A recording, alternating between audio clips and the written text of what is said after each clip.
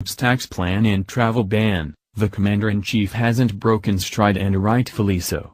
He's been quietly and diligently working at one massive mission he's secretly been on outside the public eye, and now he has just struck our enemy overnight.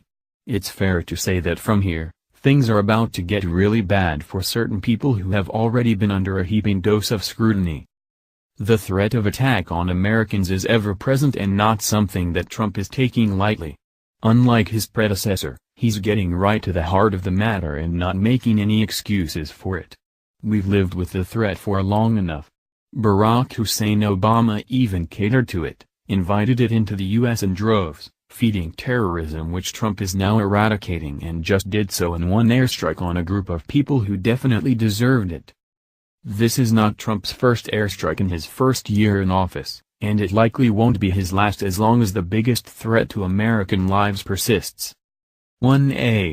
U.S. airstrike on Christmas Eve against the militant group Al-Shabaab in southern Somalia killed 13, U.S. Africa Command said Wednesday.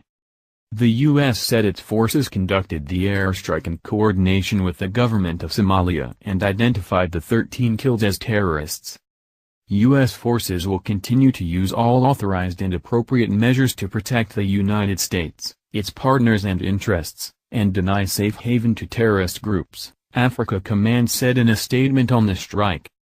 Earlier in December, a State Department official told CNN the U.S. is cutting some military aid to Somalia due to allegations of misuse, a move that comes as the U.S. has become more involved in Somalia, fighting the militant groups Al-Shabaab and ISIS with airstrikes and having some 500 U.S. troops in there to advise local forces. U.S. Africa Command said last month a U.S. strike in Somalia killed more than 100 people it identified as Al-Shabaab militants. That strike came shortly after the U.S. conducted its fierce known strike targeting ISIS in Somalia.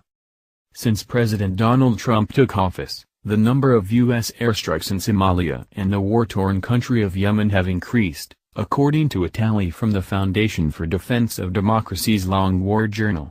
Sunday's strike is the U.S. 34th in Somalia since Trump took office. While Obama brought in Somalia refugees at a record rate with a goal of thousands more that his successor stopped when he took office, Trump is now taking the problem even further. By bombing this terrorist nation that he's put on his travel ban, he's sending a clear message to radicalized Muslims that terrorism isn't going to be tolerated any longer and is certainly not welcome in America, nor are crimes against our citizens. Proving the importance of this move and the need for a travel ban from that nation, was what a Somali Muslim in Minnesota did just a couple days after Trump sent an airstrike in Somalia. A man being described as a Somali man in his early 20s, brutally stabbed a woman 14 times in Minneapolis. She was simply leaving work when the refugee, who was not known to her, attacked out of nowhere. A Minneapolis woman who was stabbed 14 times while walking to her uptown home said she is doing better and is focused on helping police catch her attacker.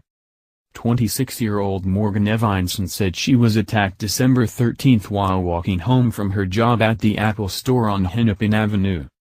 Evanson told KSTP she struggled with her attacker at the corner of 32nd Street and Fremont Avenue and she considers herself lucky to be alive.